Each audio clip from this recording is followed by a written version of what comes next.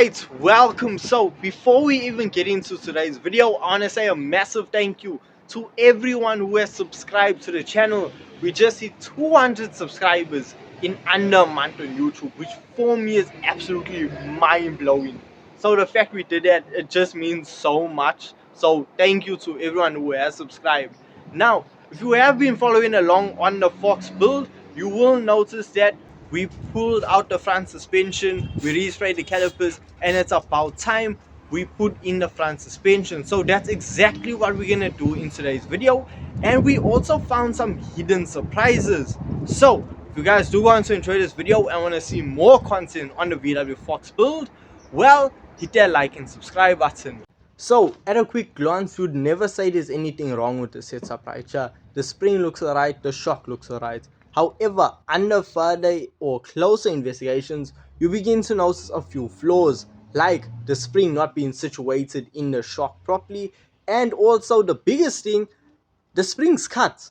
Yes, we have been riding around on cut springs, and that kind of explains the rough ride or the bounce for the vehicle. We honestly just put it down to 17-inch wheels, but apparently not. No, the springs were hacked, and apparently it was a bad job too. So it's a bittersweet moment as to know, okay, it's not the wheels, but also a fact of me cutting the springs was kind of video idea. So apparently that video's in a bin where these springs should be long. However, we are still gonna run them for the time being until we get new springs. So until then, let's head on over and change the shock. So once you get your shock, first thing you need to do, you need to pump your shock.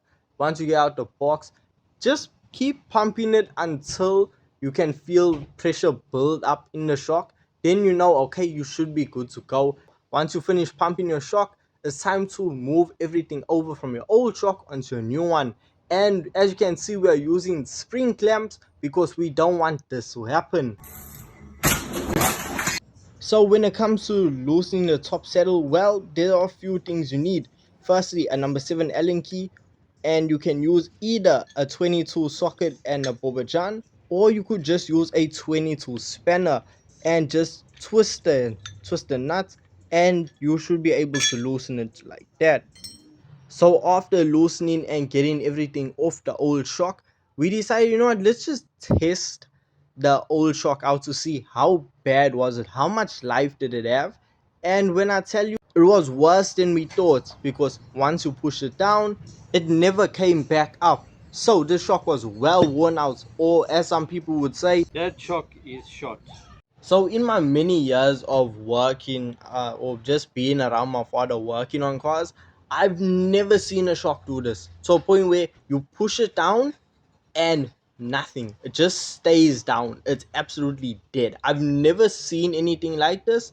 So yeah, this is also another reason as to why the car's ride was a bit hard. Now with that out of the way, it's time to reassemble the shocks.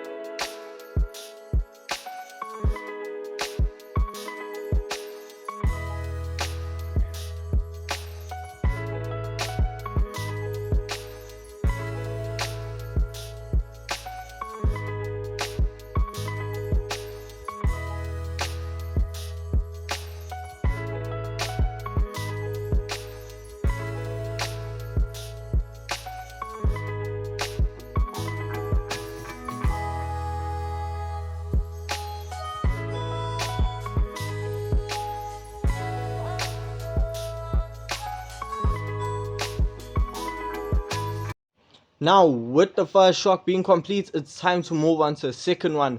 Now I'm not going to show you the whole process again, we're going to repeat the whole thing, but this shock wasn't as bad as the first one. So I mean, that's plus points, but it was still really it needed to be changed. And if you're wondering where I was the entire time my father was busy working on the shocks, well, I was tackling the control arms, because before we put it in, we decided, you know what, we need to paint them to just make them look brand new, since we are putting brand new control arms in, because the ball joints on it are in really good condition. We put new bushes and we also put a poly boot there at the end. So after cleaning, it was time for paint. So we weren't going heavy on the paint, but we just knew at least one coat of black paint to just make it look fresh was all it really needed. So while we waited for the control arms to dry, it was time to put the shocks in. So it's really super easy to actually just put the front shocks in. All you do is you slide it into place and then you adjust and tighten two nuts on the top. Then when it came to a wheel bearing, how we knock this out, well, we have a hammerhead and we use a 4-pound hammer and we just beat it out of place. We knocked out the hub. Now you can use a chisel instead of another hammerhead, because who just has another hammerhead laying around? So anyway, you just hit it out and Bob's your uncle. There you go. Then you are just going to be left with the hub. Now, if we actually fast forward, because in the previous video, I showed me cleaning all of it and just prepping it. And this is what it looks like now. Right. So as you can see, we really just cleaned up the hub. We resprayed the dust cover black. And what you're about to witness is a demonstration on how to put the new wheel bearing in.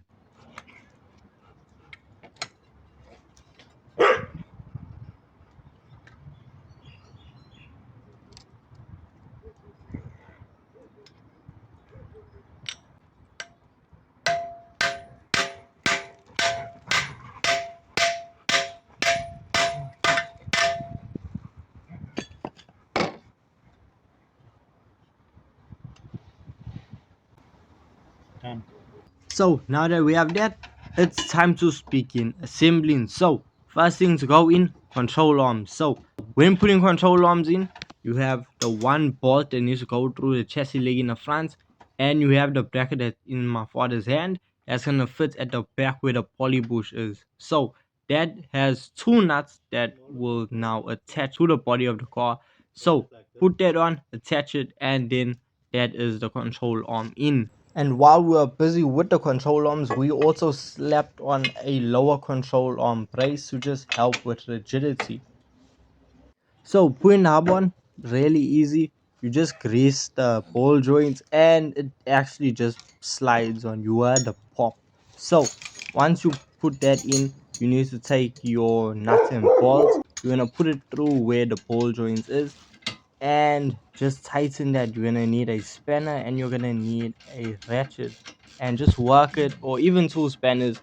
Work it, get it tight, and then that is good to go. So then from there, just lift the control arm up, get the hub to fit into the shock properly, and then you're just gonna take your two nuts and bolts that go in through the bottom of the shock through the hub, and you're just gonna tighten those. So after that, you're gonna take the bracket that's a part of the calipers. You're gonna attach that. That is a 15 socket that you're gonna need to use, that and the power bar, to just make sure that thing is tight and it's not going anywhere. Once that's in place, it's time to put your brake disc back on. Now with the brake disc, as I mentioned in the previous video, it's one screw. That's all that holds on your brake disc. So you put that back in place, tighten it, and you're good to go. Now that we're almost at the very end, it's time we put on our brake pads. Then once we have our brake pads on, that means we can drop the caliper, put that in place, tighten that with an Allen key, and that is us complete. That is the front suspension being redone, gone over to make sure everything is in operating condition and make sure the car is good to go and ready to take on the road. So if you guys did go on to enjoy this video and you want to see more progress on the VW Fox build, well, you're not going to want to miss out, because in the next episode we start tackling the engine rebuild. So with all this being said, hope you guys did go on to enjoy this video. Don't forget, leave a like and subscribe for more VW Fox content, and I'll see you guys in the next one. Peace.